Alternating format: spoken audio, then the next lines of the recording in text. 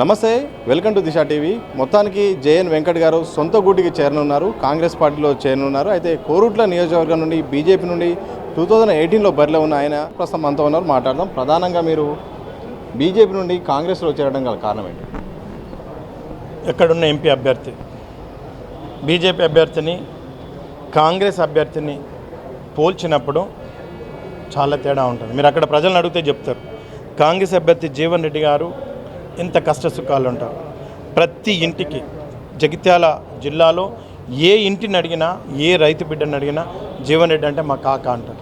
ఎవరికి ఏ చిన్న కష్టం ఉన్నా అన్నా అంటే పరిగెత్తుకొని వచ్చేది.